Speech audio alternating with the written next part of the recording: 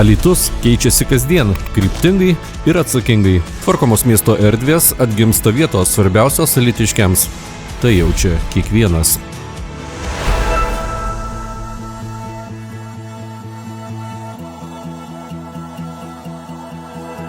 Pernai metai Alytaus mieste pasižymėjo didelę gausą darbų, tai gyventojai tikriausiai pastebėjo daug technikos ir gatvėse, ir pėsčiųjų takuose, ir net daugiabučių namų aikštelėse.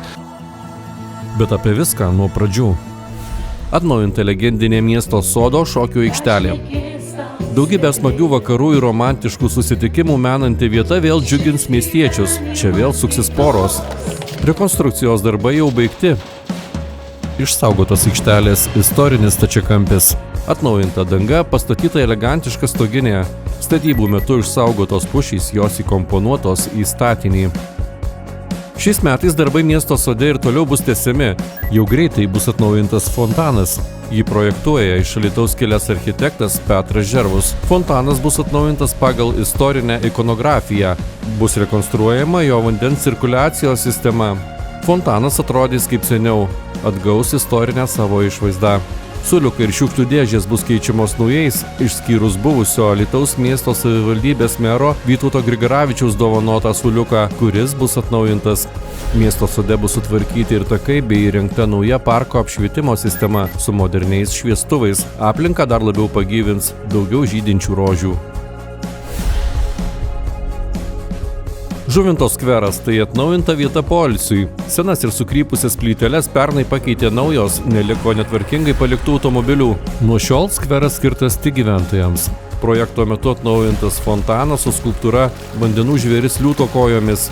Poilsiui skirti suoliukai, 5 salelėse pasodintos nendrės, tai Žuvinto biosferos rezervato simbolis, įrengtos vaizdo stebėjimo kameros. Skvero rekonstrukcijos idėjos autorius – vieno ženklo Alytus myliu kūrėjų Artūras Mažeika.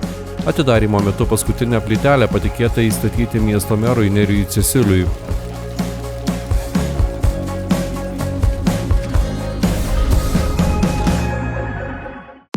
Antano Jonyno ir Kauno gatvių susikirtimas buvo viena varingiausių vietų Putinų mikrorajone. Kovo mėnesį prasidėjo žiedinės sankryžos įrengimo darbai. Kelininkai pradžioje nufrezavo asfaltą ir jį panaudojo šalia esančioje Žirgų gatvėje. Projekto metu suformuotas 4 išvažiavimų žiedas. Įrengti pėsčiųjų ir dviratininkų takai, kurie prisidėjo prie saugesnio ir patogesnio judėjimo šiems eismo dalyviams. Darbai atlikti numatytų laiku. Žiedinę sankryžą vairuotojai galėjo naudotis prieš miesto dienas, birželio 10 dieną. 2 nesaugios ir nepatogios sankryžos keldavusios gyventojus nepatogumų buvo pertvarkytos į žiedinės sankryžas. Noriu paminėti, kad žiedinės sankryžos yra vienos saugiausių sankryžų. Taip pat buvo sutvarkyti ir įrengti pėsčių ir dviračių takai.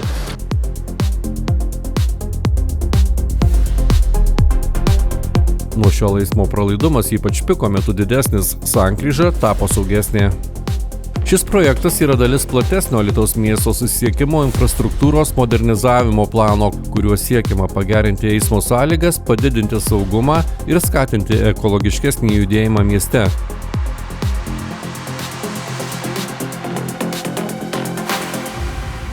Todėl kone iš karto kelininkai persikėlė į Kauno Tvirtovės gatvių sankryžą ir ėmėsi dar vienos žiedinės sankryžos įrengimo.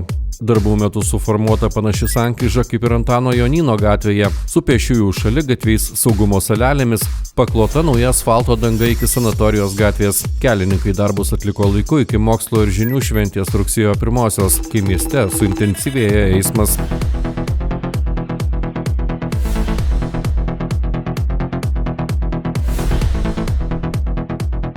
Antano Juozapavičiaus tilto remontas – iššūkis ir vairuotojams, ir kelininkams. Po Alytaus miesto dienų planiniam remontui Dzūkijos sostinėje uždaryta viena svarbiausių eismo arterijų – Antano Juozapavičiaus tiltas, jungiantis abi miesto dalis.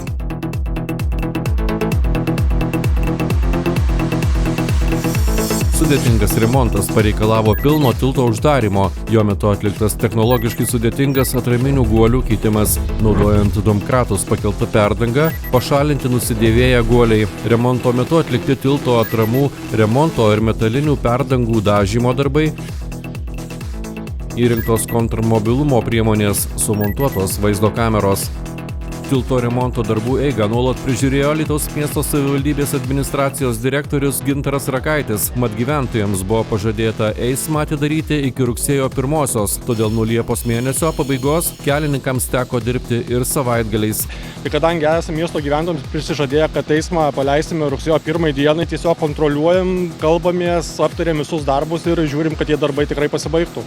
Eismas jau suremontuotų tilto atidarytas laiku prieš mokslo metų pradžią. Darbus atliko Alytaus įmonė Alkesta. Tiltas paskutinį kartą remontuotas prieš 24 metus. Dalinio dalyvavimo programa. Įrengta 19 parkavimo aikštelių šalia daugiabučių. Automobilių stovėjimo vietų stygius – opi problema, su kuria dažnai susiduria daugiabučių namų gyventojai.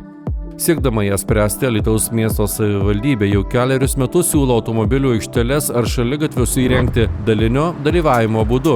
Kai lėšomis prisideda daugiabučių namų bendrijos, taip darbai prasideda greičiau. Pernai 19 bendrijų atitiko savivaldybės finansavimo kriterijus. Iš viso šiems projektams iš miesto biudžeto pernai skirta per 600 000 eurų. Jų metu įrengtos parkavimo aikštelės šalia šių daugiabučių.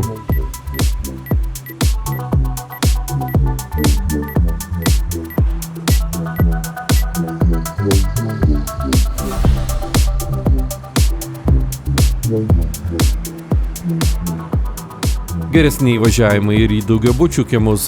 Pernai Alytaus miesto savivaldybė sutaupė lėšų, nes dėl nežiemiškų orų išleista mažiau pinigų kelių valymui. Jos panaudotos daugiabučių įvažiavimams tvarkyti. Vidutinių 7 cm asfaltbetonio sluoksnio sutvarkyti įvažiavimai. Darbai atlikti šiose gatvėse. Daugiabučių kiemų įvažiavimams remontuoti pernai išleista per 80 000 eurų.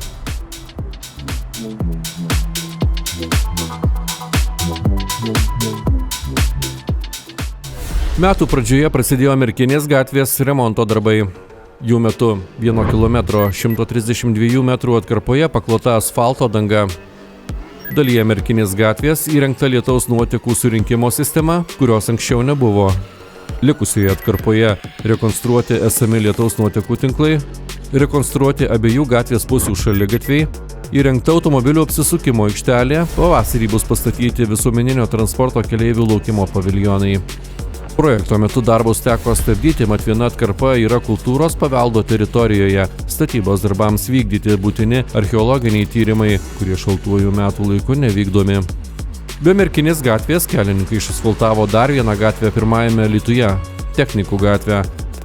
Kapitalinio remonto metu išasfaltuota 124 metrų ilgio gatvės atkarpa, paklota 5 metrų pločio asfalto danga, bei įrengta 129 metrų lietaus nuotekų surinkimo sistema nuo važos į privačius namus. Darbai atlikti ir Alovės gatvėje. 138 metrų atkarpoje įrengta asfaltbetonio danga ir šaligatviai. Visoje gatvėje įrengtas apšvietimas. Abi gatvės įtrauktos į Alytaus miesto savivaldybės parengtą žvyruotų gatvių studiją. Jaunimo parkas – viena aktyviausių Alytaus viešųjų erdvių. Čia įrengta gausi poilsio ir laisvalaikio infrastruktūra, suoliukai, šiukšliadėžės, pavėsinės, modernūs takai ir apšvietimas. Parke atnaujintas apšvietimas užtikrina saugumą ir patogų judėjimą visą parą. Jaunimo parke veikia dviračių remonto ir elektros įkrovimo stotelės, jose galima įkrauti elektrinius dviračius, paspirtukus ir asmeninius įrenginius, taip pat atlikti smulkius remonto darbus. Stotelės išdėstytos patogiai, šalia sporto ir aktyvaus laisvalaikio zonų. Poilsiui įrengtos 4 modernios pavėsinės, pritaikytos tiek trumpam sustojimui, tiek ilgesniam laisvalaikiui. Prie parko įėjimų įrengti išmaniai informaciniai stendai, juose lankytojai gali susipažinti su parko erdvėmis, istorija, miesto renginiais ir interaktyviu turiniu vaikams. Ateikite pailsėti, susitikti su draugais ar pasislėpti nuo saulės moderniai sutvarkytoje erdvėje. Jaunimo parkas – tai vieta, kur infrastruktūra skatina aktyvų judėjimą.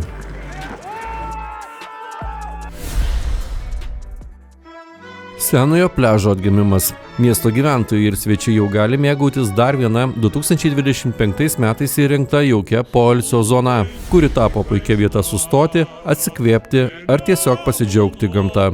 Atnaujinta istorinė Alytaus miesto vieta senasis Alytaus pliažas įsikūręs prie Nemuno, netoli Antano Juozapavičiaus tilto Panemunės pėsčiųjų ir dviračių take.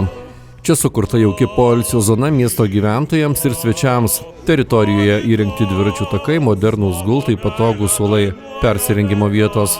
Erdvės pritaikytos tiek ramiam poilsiui, tiek aktyviam laisvalaikiui.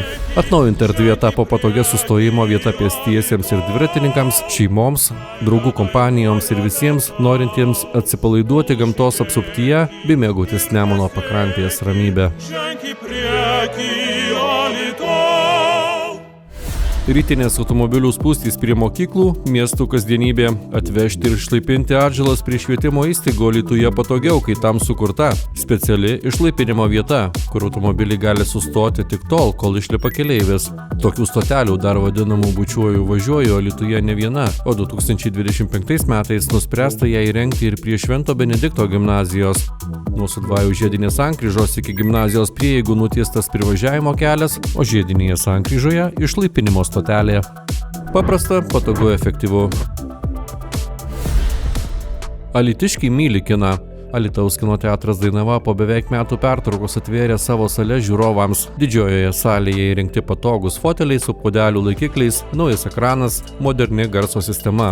Laukimo fojė lankytojai gali patys įsigyti bilietus, naudodamiesi savitarnos ekranais arba tradicinėje kasoje. Antrame kino teatro aukšte įrengtos dvi mini salės, talpinančios 15 ir 25 žiūrovus, bei interaktyvi vaikų poilsio zona.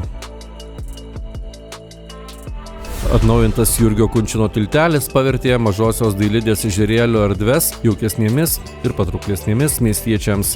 2025 metais atlikta tiltelio rekonstrukcija. Sumontuotos ilgaamžės medinės dangos ir dekoratyvinis apšvietimas. Visa tai užtikrina saugų judėjimą ir kuria estetišką aplinką pasivaikščiojimams, poilsiui bei susitikimams. Tvarkant Mažosios Dailidės erdves derinama gamta, miesto istorija ir šiuolaikiški sprendimai, kad kiekviena akimirka alytiškiams būtų maloni. Gatvių apšvietimas mieste. Senus šviestuvus keičiame naujais. Pernai Alytuje ir toliau vykdytas jau trečiasis gatvių apšvietimo modernizacijos etapas, kurio metu atnaujinti apšvietimo stulpai, ant kurių sumontuoti LED šviestuvai. Jie leido sumažinti elektros sąnaudas daugiau nei perpus. Modernūs sprendimai leidžia reikšmingai sumažinti elektros energijos sąnaudas, todėl miestas tampa tvaresnis ir draugiškesnis aplinkai. Naujas apšvietimas sumontuotas šiose gatvėse.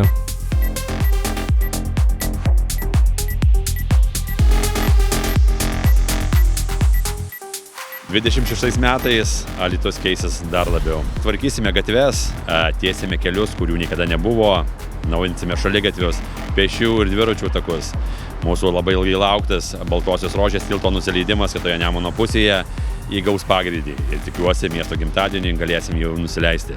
Visi pėsčiųjų takai, kurių nėra šiandieną kitoje Nemuno krantinėje, atsiras ir turėsime patį gražiausią įsivažinėjimą šalia Nemuno. Dėmesio skirsime daugiabučių namų kiemams, vaikų žaidimų aikštelių, stadionų, aikštynų, daugiau naujų sankryžų, žiedų, miesto sodas, mūsų pasididžiavimas, kuris irgi įgaus naują pagreitį, atsiras nauji takai, nauji šviestuvai, senoviniai, smetoniniai suoliukai ir daug visko, ką mes pamatysime šiais metais. Labai linkiu, kad alytiškiai pasidžiaugtų tais darbais, kurie vyksta mieste ir mes juos kartu įvertintume.